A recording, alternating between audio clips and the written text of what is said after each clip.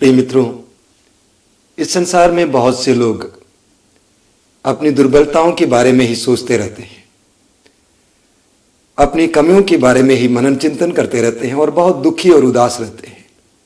कोई कहता है मैं बेरोजगार हूं, मैं गरीब हूं, मुझ में कमियां हैं, मैं पढ़ नहीं सकता हूं, मुझ में कोई प्रतिभाएं नहीं हैं। ऐसे लोग अपनी कमियों, कमजोरियों और दुर्बलताओं पर मनन करते हुए अपने को दुखी और उदास बनाते हैं। सुसमाचार में हमें बहुत सुंदर उदाहरण देखने को मिलता है। मत्ती के सुसमाचार के अध्याय 14 में पढ़ते हैं, सैकड़ों की संख्या में लोग प्रभु यीशु के वचनों को सुनने के लिए उनके पीछे हो लेते थे। प्रभु यीशु उनको चंगा करते थे, उनको वचन सुनाते थे, उनको ईश्वर के राज्य के रहस्यों के बारे में बताते थे। एक बार प्रभु यीशु के चारों ओर हजारों की संख्या में लोग इकट्ठे थे। लोग वचन सुनते सुनते भूल गए कि समय बीत चुका है, शाम हो गई थी। और प्रभु यीशु के शिष्यों ने यीशु के पास आकर कहा, देखिए ये निर्जन स्थान है, दिन ढल चुका है, लोगों को विदा कीजिए ताकि वे गांव में जाएं और खाना खरीदें। प्रभु यीशु ने उनसे कहा, तुम लोग ही उन्हें खिलाओ। और शिष्यों ने जवाब में कहा, 5 रोटियों और 2 मछलियों के अलावा हमारे पास कुछ भी नहीं है। बहुत सुंदर उत्तर है, 5 रोटियों और 2 मछलियों के सिवा हमारे पास कुछ भी नहीं है। वास्तव में उनका तर्क सही था। सुसमाचार बताता है कि कम से कम भीड़ में 5000 पुरुष थे और नारियां और बच्चे अलग, यानी कम से कम 10,000 लोग और 5 रोटियां। कैसे 5 रोटियों से 10,000 लोगों को खिलाते? शिष्यों का तर्क बिल्कुल सही था। उन्होंने अपने दिमाग से अटकलें लगा दी। मुझे लगता है कि हमारे जीवन में भी हम इसी तरह सोचते हैं, कार्य बड़ा है, साधन कम है, लड़की की शादी करानी है, हमारे पास धन नहीं है, पढ़ाई के लिए एडमिशन लेना है, हमारे पास धन नहीं है, परीक्षा आ रही है, मैं पढ़ नहीं पाता हूं। इस प्रकार कई प्रकार की बातें हमारे जीवन में ऐसे लगती हैं जो आवश्यकताओं की पूर्ति के लिए कम पड़ जाती है। और शिष्यों ने भी प्रभु यीशु से यही कहा, 5 रोटियों से क्या 10,000 लोगों को खिला सकते? जवाब में प्रभु यीशु ने उनसे कहा, जो तुम्हारे पास है यहां मेरे पास ले आओ। जो तुम्हारे पास है मेरे पास यहां ले आओ। और मुझे लगता है कि प्रभु यीशु मसीह का हमारे सवालों के लिए भी यही जवाब है। जो तुम्हारे पास है वो यहां मेरे पास ले आओ।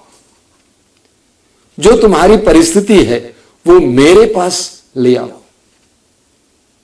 बाइबल के सूक्ति ग्रंथ के अध्याय 16 उसके वाक्य 13 में पढ़ते हैं, अपने सभी कार्य ईश्वर को समर्पित करो और तुम्हारी योजनाएं सफल होंगी। अपने सभी कार्य ईश्वर को समर्पित करो और तुम्हारी योजनाएं सफल होंगी। हमारी परिस्थितियां जब ईश्वर के हाथों में समर्पित की जाती हैं, तब ईश्वर असंभव को संभव करता है। लूकस के सुसमाचार के अध्याय 18 उसके वाक्य 27 में प्रभु यीशु कहता है, जो मनुष्य के लिए संभव है ईश्वर के लिए संभव है। जो मनुष्य के लिए असंभव है ईश्वर के लिए संभव है। अपनी परिस्थिति को ईश्वर के हाथों में अर्पित कर दो। स्तोत्र 37 में उसके वाक्य 5 में प्रभु अपने वचन में कहता है, अपने जीवन को ईश्वर को समर्पित करो और ईश्वर पर भरोसा रखो और वो तुम्हारी रक्षा करेगा। मेरे प्रिय भाई और बहनों, अध्यात्म का एक महत्वपूर्ण बिंदु है समर्पण, अर्पण। जो भी परिस्थिति है ईश्वर के हाथ में अर्पित करना। सुसमाचार में पढ़ते हैं, लूकस के सुसमाचार के अध्याय 21 में एक बार प्रभु यीशु मसीह अपने शिष्यों के साथ यरूशलेम मंदिर में थे और वहां पर धनी लोग आकर दान पेटी में दान डाल रहे थे। प्रभु की दृष्टि एक कंगाल विधवा पर लगी जिसने 1 रुपया उस दान पेटी में डाला। प्रभु ने अपने शिष्यों को पास बुलाया और पूछा, तुम्हें मालूम इनमें से सबसे ज्यादा किसने डाला? मेरा ख्याल है कि शिष्यों ने कहा होगा फलाने धनी ने, फलाने धनी ने। लेकिन प्रभु ने कहा उस विधवा ने सबसे ज्यादा डाला, क्योंकि उस विधवा ने अपने तंगी से, अपने पास जो कुछ था वो ईश्वर के मंदिर में अर्पित किया, डाल दिया। प्रभु यीशु ने क्या किया उसके बाद? सुसमाचार में हम पढ़ते हैं कि प्रभु यीशु ने शिष्यों से कहा कि तुम्हारे पास जो है मेरे पास ले आओ। और उसके बाद 5 रोटियों और 2 मछलियों को प्रभु ने अपने हाथों में उठा ली और पिता को अर्पित किया और प्रार्थना की। एक महत्वपूर्ण प्रतीक है, एक महत्वपूर्ण क्रिया है जिसे हमें समझने की जरूरत है। प्रभु यीशु ने शिष्यों के पास जो तुच्छ भेंट, जो तुच्छ चीजें थी, उसको उठाया प्रार्थना में पिता की ओर, उस पिता की ओर जिसने सारी सृष्टि की रचना की, जिसने ना कुछ से सृष्टि की रचना की, जो छोटे छोटे बीजों से बड़े बड़े पेड़ उत्पन्न करते हैं, जो ना कुछ से आप और मेरा निर्माण किया। एक ऐसे ईश्वर की ओर अपने पास जो था प्रभु ने उठाया और प्रार्थना की। मेरे प्रियो, नतीजा क्या था?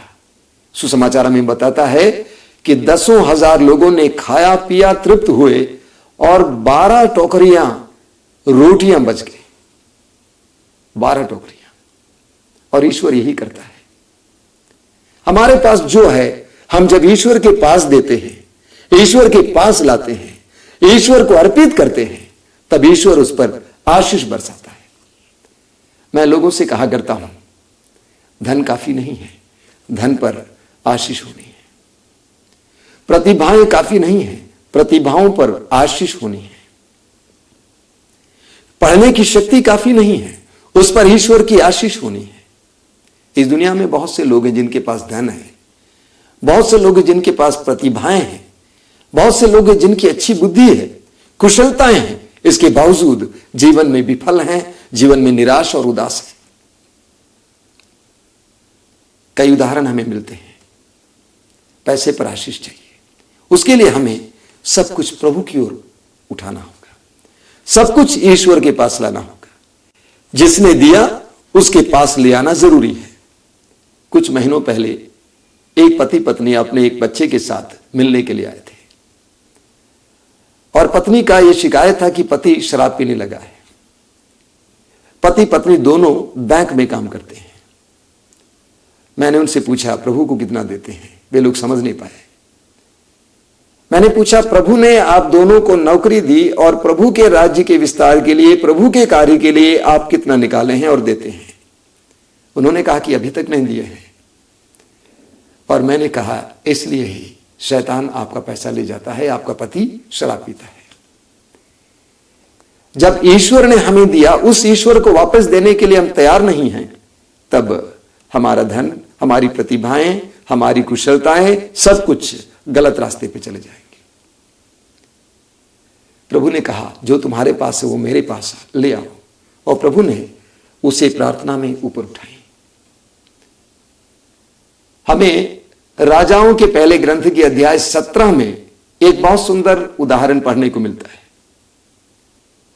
पूरे इस्राएल देश में अकाल पड़ा हुआ था, किसी के पास अनाज नहीं था। ईश्वर ने अपनी प्रिय नबी एलिया पर दया दृष्टि डाला और एलिया से कहा कि तुम सीदोन के सेरफ्ता नामक एक जगह की विधवा के पास जाना और वो तुम्हारे लिए भोजन का